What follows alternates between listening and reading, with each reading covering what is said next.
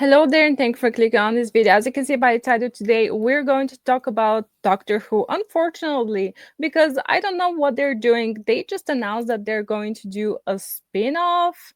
And I have no idea because this is the first time I'm hearing about it. Doctor Who star reveals plot and character details for new spin-off. Doctor Who isn't in limbo right now. No, it's dead and burned. But spin-offs are on their way. Oh wow. I thought that when you make a spin-off, you first should make sure that the original show that you're making a spin-off is actually successful and people actually want to see more of that. One of this is the war between the land and the sea, a unit focus show that deals with the conflict between Earth and classic Doctor Who villains, the Sea Devils. Okay. Oh my god, again I see it. Oh my god, it's about climate change. Russell Tovey, who already played Alonso in Doctor Who, is this like who is this? I have no idea who this person is. It does look familiar, but I'm confused.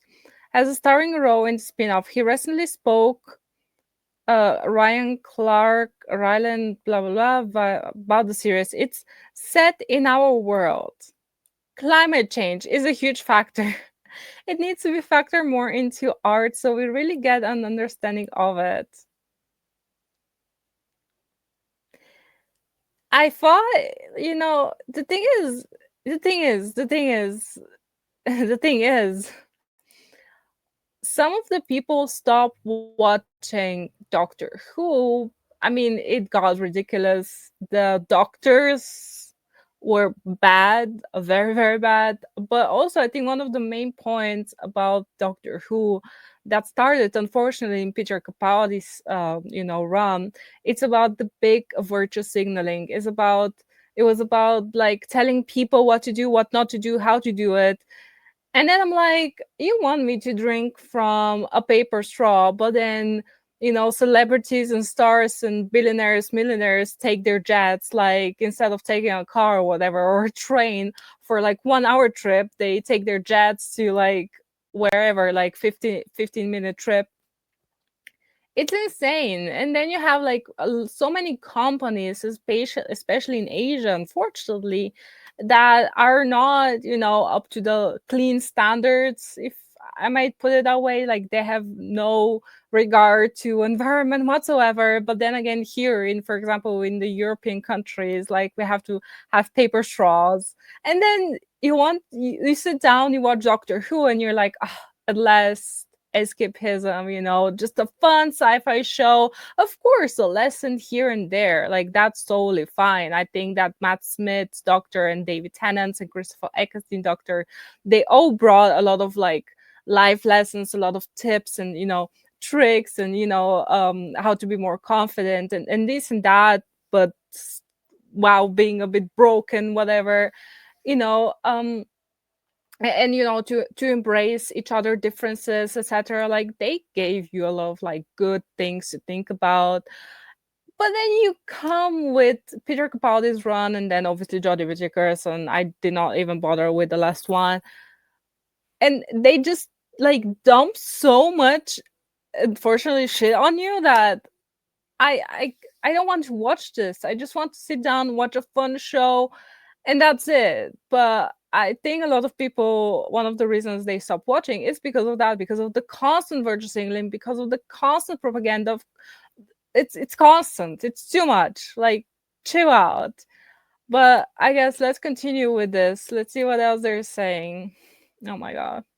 So, Toby with Joy, Google Mapta Raw, I don't know, who also played a supporting character in Doctor Who in the show, as well as other people who will be reprising their roles from the most recent seasons of Doctor Who. Okay, so yeah, it's the new ones that I did not watch.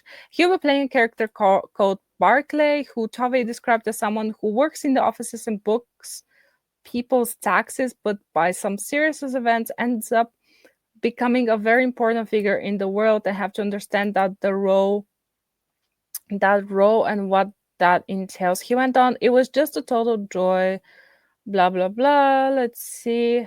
I'm really proud of it. Okay. So people are happy about this. So Russell T Davies sang praise the Doctor Who spin-off.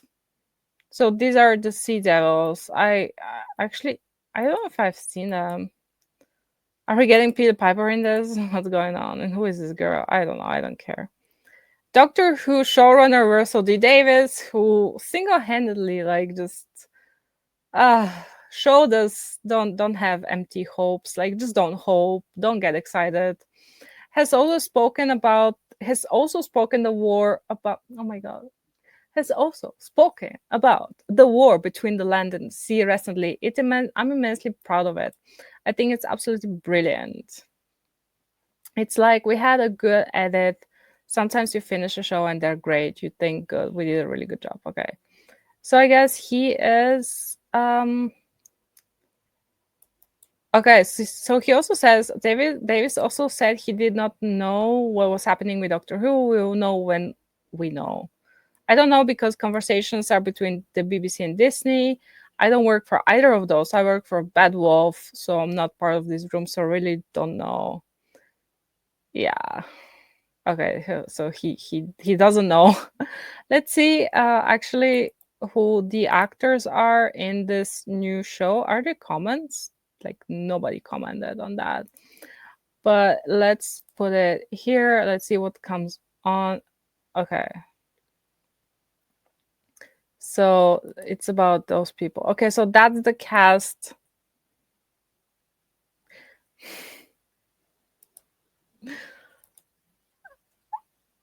That's the cast of the show. It went into production. Oh, so we went into production in 2024. I remember her. Okay, the others I don't know. But actually, let's go Twitter. Let's see if people are talking about this. Because I'm just like, what's going on? Like, wow, I'm so out of the loop, and I just don't care about the. I mean, I do care because I'm a huge like Doctor Who fan. Like, I rewatched it 2 or 3 times, and I don't rewatch things usually. Like, I don't like that. Oh, you're not seeing this. Let me share my screen. Okay, you did not see the cast, but it's fine. You're not missing out. Okay, so as simply as she should be, it's cancelled. Rip Doctor Who. Yeah, yeah. We're actually going to get to this article because it's in. Okay, so they're talking about uh just old things. Nobody cares about Doctor Who. That is great. Okay. So let's continue. Let's move on to the other article that I wanted to talk about in this Doctor Who. Let me see if you see this. Where's the StreamYard? Okay, I see here.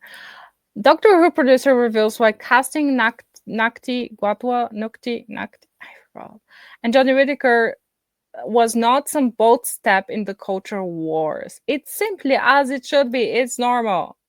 That's not normal. I'm sorry, but not in Doctor Who, and not the Doctor wearing skirts. Just not. I mean, if it was like some Scottish thing, like he wore like the Doctor, I think he might have. They maybe would have worn like Scottish attire for like an episode or like I know some story, like some plot line. That's fine, but not that being like his go-to outfit. Oh my god! And it was a bold step in the culture wars. Like you did this because you thought that, you know, people are going to be influenced by that. And I don't. Doctor Who producer Jane Tranter has opened about the normality of the show. This show became anything but normal. Speaking to sensitive issues in casting its first female doctor and the first full-time black doctor. Tranter was part of the creating team who revived Doctor Who in 2005, and she later returned to the show alongside showrunner Russell T Davies. She also produced hits including Succession, Spooks, and Life on Mars. Speaking to, well, blah blah, I like the fact Doctor Who can touch on sensitive issues and do it in an entertaining and engaging way. But that's how Russell T Davies writes. I do agree with that, but the earlier versions of that. I also don't see the casting of Jodie Whittaker as the first female doctor, or Shudi Gawa. How is that Shudi? NC? I don't get it. As the first black doctor, as some bold step in the cultural wars, it's simply as it should be. Doctor Who has always been progressive, but in recent years, conversations have been sparked about the show's so-called woke attitude. It has been progressive, but normal progressive, or not even progressive. I don't know if I would actually call it progressive, to be honest. Yes, I think even before they have, spoken about, issues like, just keep the environment clean, embrace each other differences, etc. But these are normal stuff. These are not progressive stuff. This is just part of common sense, I would say. However, showrunner Davis has previously made it clear he's got no time for criticism on that matter. Of course. Previously chatting, blah blah, he said he doesn't necessarily view anything he's added to the series as representation per se, explaining, oh my god, I'm sorry.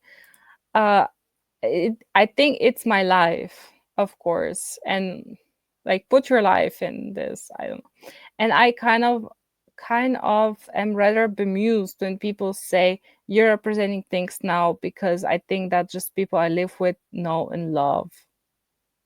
This does not make sense. You're making a Doctor Who show. You're not making like drama or soap opera or whatever. What is this? And it's very normal to me. I don't know any other way to make things, but you used to know other way to make things. Some people might come along and make fuss about it, but I've moved on by then, so I don't care. So you just left the sinking ship, of course. But I think it's a great thing to see. I think Doctor Who's great big open door for everyone to come and see. Even if you're straight as nail, come and watch, because there's lots in this for you. I freaking love that, but okay. Are there comments? Do they have comments on here now? And I think exactly that's one of the other articles that I want to show you. Doctor Who showrunner says, I literally don't know when asked about series future, but Hive spin-off out even better than we thought. So he's making this spin-off, right? Actually, I don't care at this point. I'm just like confused. I'm just very, very confused. Not confused. I know what they're doing. They have an agenda, but I'm just I don't know. Sad, but by I'm just sad by how they messed up Doctor Who. Like, it was such a good show. It was so great. Peter Capaldi was so great as last Doctor, but his legacy is just not on par with the others, just because his storylines really got into that. Like, they went into that direction with the over the top virtue signaling and everything. And oh my god, I don't get it. Like, he recently came out on the stage on a festival, and oh my god, it was all over the place, like the Doctor Who vibe, the Doctor vibe. It was so great. Like, and then you replace him with someone like Jodie Whittaker, like, great. But then you have stupid articles like this one, for example, that I feel kind of out of place in the video, but I think it's also interesting because they're probably going to shit all over first season, which is crazy. Not first, like the new revival Doctor Who first season. 10 harsh realities of rewatching Russell T Davies' first era. So this is from July 2025. Okay. So let's see what's the first one is. The legacy of Rose Tyler is romanticized. RTD first Doctor Who companion is amazing, but she takes the attention from everyone else. Yeah, because she's the main female lead. What do you mean? There's no doubt Rose is a great companion, but she is also way overhyped and romanticized. Doctor Who is guilty of favoring Rose over everyone else from very early on, because she was great. Oh my god, the apparent romantic bond between the Time Lord and his pink and yellow human is something RTD cannot seem to let go of. Even after she gets stuck in Pete's world, everything always comes back to Rose. And yeah, because she was great. I don't know. I think she's fantastic companion. Each of Doctor's friends have something about them that makes them special. However, nothing about Rose makes her particularly stronger than the rest of the bunch. It's not about that. It's just she was a great companion. She was, fresh and young and just so full of life and you know doing everything against all odds. And their you know romantic story was, I think, it was epic. And she just played such a big part in the Doctor's life. Like, chill out. Martha Jones is one of Doctor Who's best companions, but her story is overshadowed. Kind of agree with that, but I do like her. I do like her a lot. But yeah, I don't know. Annoyingly, Martha Jones' best Doctor Who adventures happen after leaving the TARDIS. However, during her actual tenure as companion in RTD season 3, Martha doesn't have a great run. I think she does though. The worst thing about her she's treated as a companion is how both RTD and the fandom perceive her feelings for the Doctor.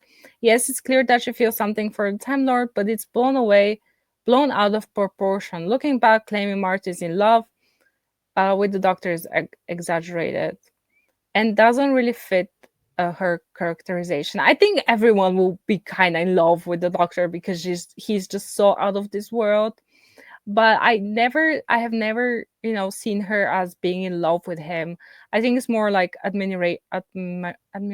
I think that's the word. And I think, she was really her own person. Like her, being maybe a bit in love with him did not, define her. Unlike Rose, I think the whole love story really did define her. It was big part of her. And with Martha, no, she was her own person. Like she was, you know, she exactly was not blinded by him. Um, no, I think Martha was great. A bit maybe underrated, but I mean Rose. It was just Rose and the Doctor. I'm sorry, but don't think she's that overshadowed. The 10th Doctor's Time Lord Victorious is there from his very first episode. Uh, okay. What is the problem with that? Is depicted as a dark progression in the Time Lord and slowly emerges at the end of his regeneration cycle. Um,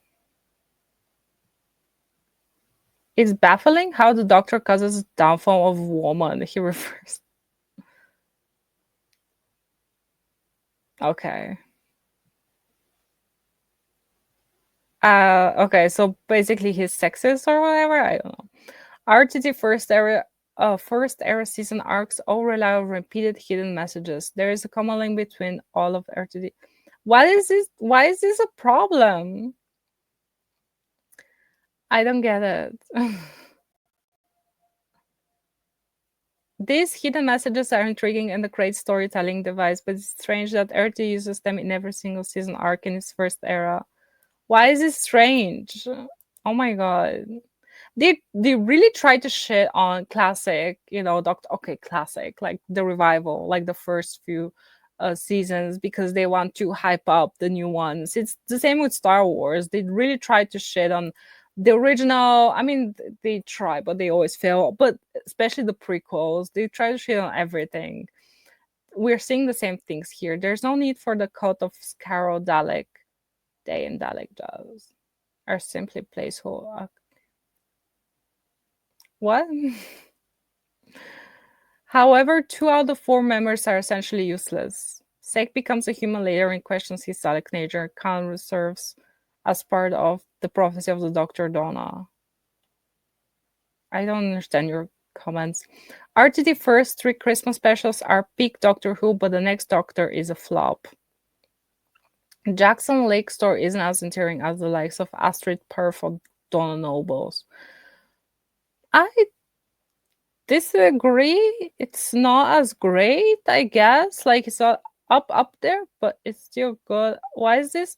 The article is called um Doctor Who Russell T Davies era rewatch harsh realities. Why is this a like you have nothing to talk about in here? In the last of the Time in the last of the Time Lords, narrative gets boring quickly. For someone who likes to avoid talking about the Time War, the Doctor never stops bringing it up. I would just continue. RTD season 1 villains are too childish. It was 2005.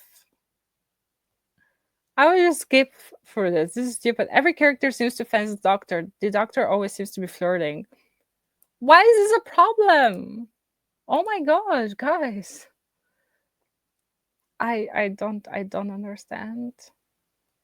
I will just continue. Most of the best episodes of RTD original era are written by others. Okay. Okay. Okay. But point two especially, like everyone seems to be flirting with him and he's flirting with them.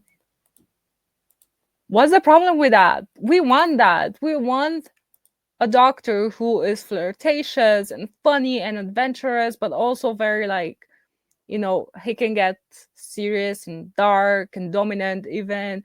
Like he's always in charge of the scene. He's always in charge of everything. Why is this a oh, why is this a bad thing? Why is him being that a problem? Oh my god. I And then people wonder why Doctor Who failed and why people don't watch the Doctor, because we want that. We want David Tennant's Doctor, or we want Peter Capaldi's Doctor. Like, oh my god, Peter Capaldi. He was so great, but yeah, just his storyline's not the best. We want someone like, I think if they bring back someone, well, not bring back, but put someone as a Doctor as Christopher Eccleston, like kind of manly, serious, but also obviously fun. I think